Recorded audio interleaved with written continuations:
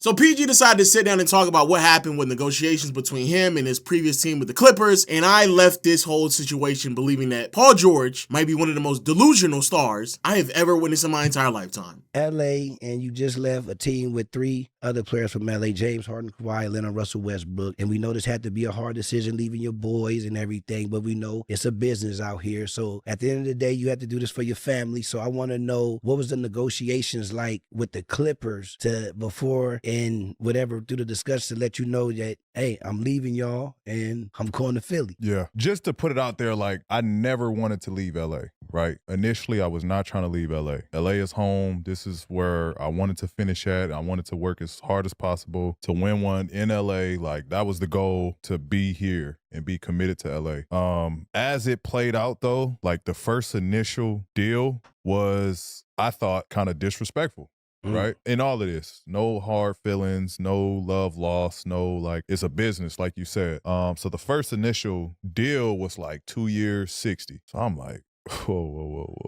Now, I ain't gonna lie, that's disrespectful. 2 years, 60s is crazy. Because that basically means they about to pay him on average around $30 million a year. Nah, that's disrespectful. 30 mil, just as a sidebar, just so y'all understand, like, what 30 mil looks like in the NBA. For a player of his age and status, 30 million is basically like how much certain players in their rookie extension makes. But somebody who's been in the NBA as long as PG, that's around Drew Holiday money, Jeremy Grant money, Andrew Wiggins, a little bit more than Andrew Wiggins, Chris Middleton money, Julius Randle money, CJ McCollum money. Like, nah, he's better than that. So I'm gonna be honest, and I'm gonna be fair to PG. That's a crazy number. That's disrespect. So I see where PG coming from, but it definitely gets worse after that. 2 years, 60. Hey, that's crazy, bro. That's great. That's crazy. crazy. That's crazy. So I'm like, Wow. no, I'm not signing that. Like, now we're getting into the negotiating. Like, nah, I'm not taking that deal. And so they saying this, that, like,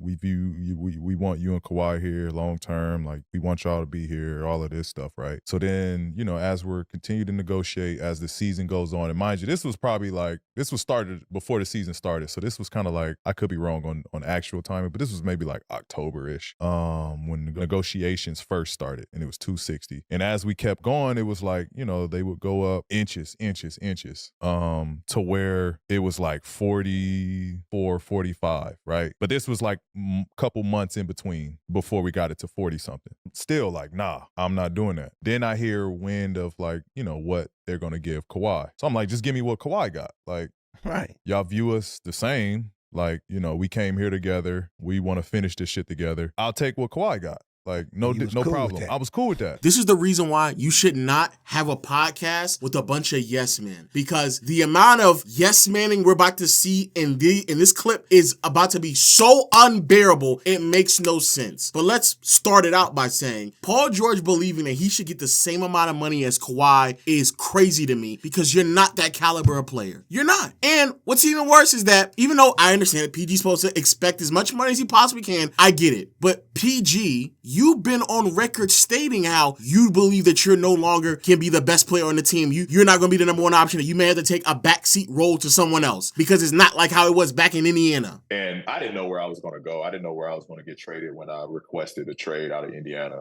I ended up falling in Oklahoma with Superstar with Russ. And initially it was just, this is different. This is obviously a different role for me, not being the guy anymore. But, like, how can I be of service and bring what I do and add to what he's doing? Honestly, I felt like that was where my place was. Like, I had to be honest to myself that, like, in order for me to win at the highest level or get to where I want to get to, I don't think I'm the one guy. I don't think, but, like, I can score with the best. I can take over games with the best, but I don't honestly think that's what my game is if I want to win a championship. I don't think that's where my place is if I want to win a championship. And to be fair to Paul George, when he said that, I applauded him, because I think one aspect of many of these players identities throughout their time, not just in the league, but just existing in general, right? We're talking about individuals at the height of PG or even higher, where for the most part, from the beginning, the inception of when they start playing basketball to where they're at the pinnacle of their powers in their mid to late 20s, bro, they have effectively been the best player on every team they've ever played for in their entire life of basketball. So when you get to a point of having to have some level of like understanding, self-awareness, reflective of like everything else that's happened, you reflect back, you look back on how things pan out, and you come to the understanding that maybe I'm not the number one option. I actually applauded the hell out of Paul George for that quote, because it takes a lot of self-awareness to understand that. And to not only understand that who you are as a player, but to put your ego aside and play a role that will be the betterment of your team's success. Because there's a lot of players in his situation that put themselves in front of the team, put their ego in front of the team, then try to prove something that was inevitably detrimental to what the team was trying to succeed. And so I applaud Paul George for that. I really, really do. But if you're going to acknowledge that, which he acknowledged that back in OKC, I can only imagine what he acknowledged when he was playing next to Kawhi. So if you acknowledge it in OKC, then why would you even believe that a team that was already lowballing you, to be fair, is going to pay you the same amount of money that they're paying Kawhi, who is viewed as the best player on the team? That makes no sense. Still taking less. We were taking less. Kawhi took less. I was like, if Kawhi gonna take less, I'm not gonna say I want more than Kawhi. Like I'm not gonna like.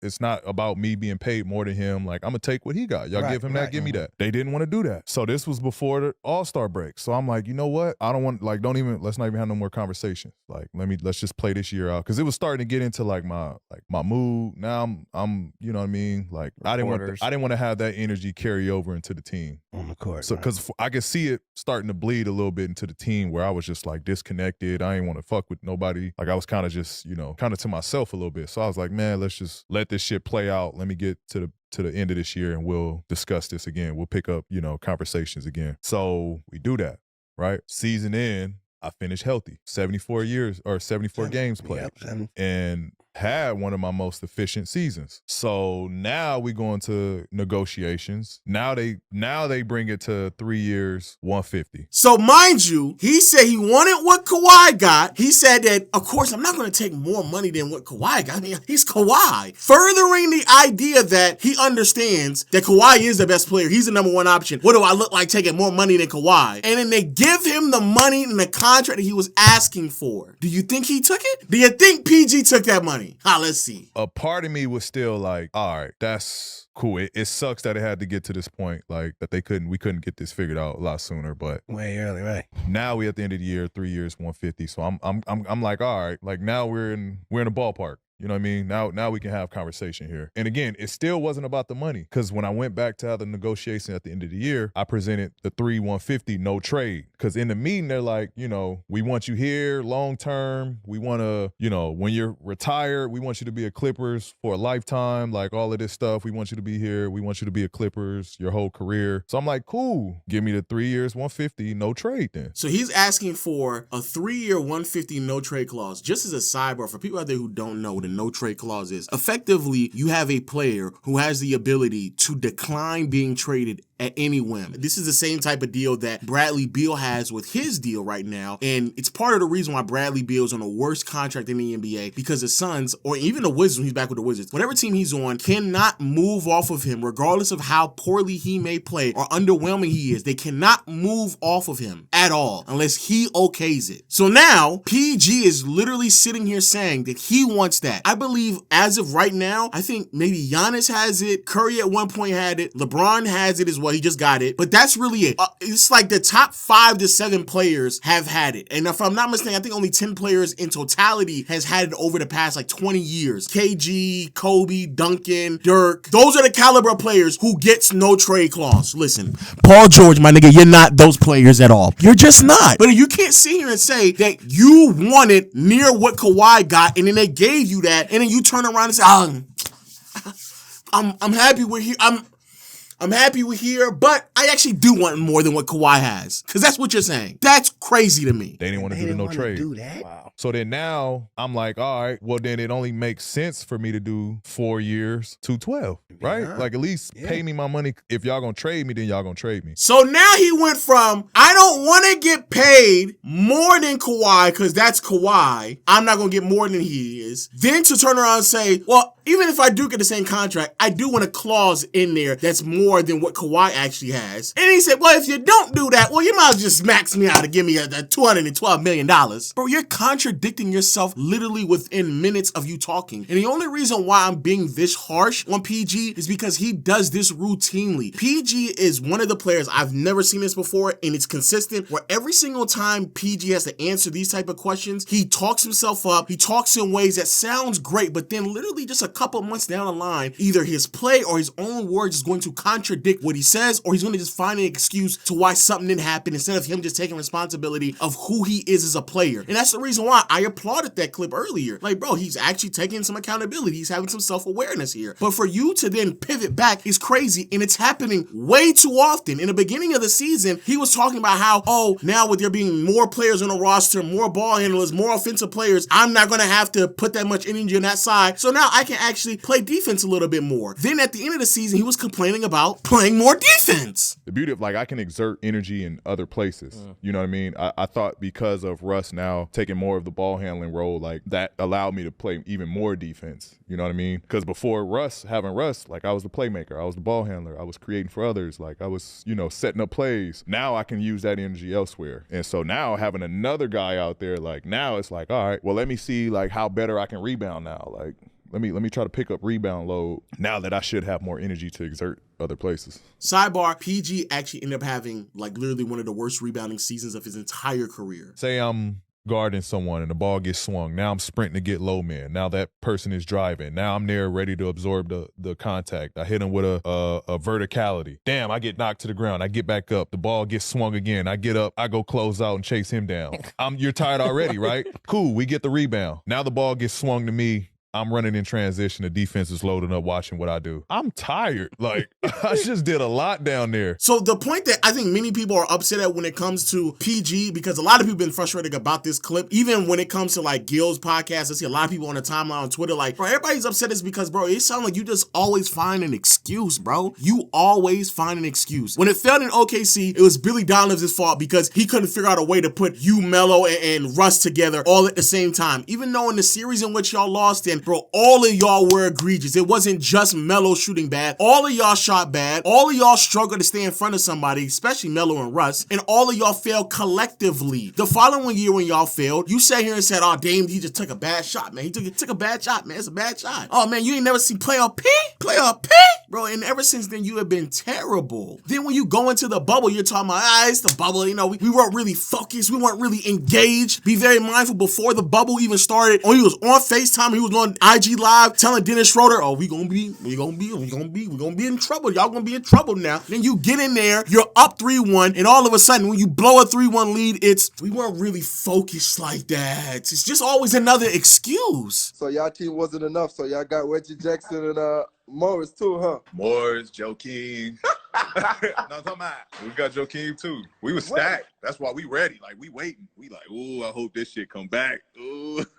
Yeah, no, I bet. I had anxiety, a little bit of depression, just being locked in here, I just wasn't there. I checked out. And now you're ending this tenure with this team, and by the end of the season, you found another excuse for why you underachieved while the team added another offensive weapon around you. But the constant complaining, constantly finding excuses and reasoning instead of just saying, hey man, I need to be better. I'm just not that good. And in pursuit of acknowledging that you're not that good, or you're not as good as you may need to be, especially at an advanced age, 34 years old, understandable, you're going to regress. You, in my opinion, athletically, you haven't been the same since that tragic injury, unfortunately, that happened with Team USA. And so since that has happened, you've tried to recreate yourself. And I think I think PG's done an amazing, I think he's done a really, really great job at that. But effectively, if you are acknowledging that you're not that caliber player, you're not taking a pay cut. You're accepting the amount of money that you are actually worth to, in contrast to what everybody else is getting paid. And you can say he has leverage, sure. I guess not enough leverage to convince them to just sign him a check of $212 million because they just let him walk for basically nothing. But hey, you did what you needed to do. You got paid, but the concept of why they didn't hand you that type of money is because they knew that A, they're trying to avoid the second tax apron, and B, just like you acknowledge, they also acknowledge from you acknowledging it as well, because they actually made a post about it. The Clippers said, oh man, we thought that PG was going to accept a lesser role. I mean, he openly acknowledged that. They knew they needed more financial flexibility with you receiving that contract that they handed so they can continue to add more talent around you, because they realize that, nigga, you're not that good. You signed that deal. Congratulations, brother. You're now in Philly. I hope you win, because those people out there, those Philly fans, they've been waiting for quite some time. And as a sidebar, if you're complaining about how you were out in the Clippers, I promise you, brother, you're going to be the third option out there in Philly. Yes, I'm saying it now. Offensively, ball handling duties and responsibilities, yes, Tyrese Maxey will be a bigger role, have a more featured in the offense than PG will this upcoming year. And of course, Joel Embiid. And then, because you have yourself a big three, Embiid will be able to take some games off, so hopefully that ain't too much for you now, because you need all that dirty work guys. But PG, you acknowledging that you need ball handler, passer, playmaker, that you need the dirty work guy, that you need another first option around you as well, that you need great coaching, that you need defense, that you need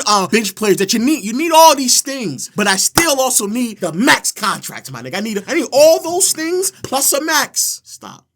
Please stop. But yo, let me know y'all thoughts in the comment section below. Do y'all believe that Paul George at $50 million, do you think he deserves a $50 million a year deal with no trade clause? Do y'all think he was tripping? Y'all think the Clippers are tripping? You think I'm tripping? Let me know in the comment section below. And until next time, I'll see you all later. Peace.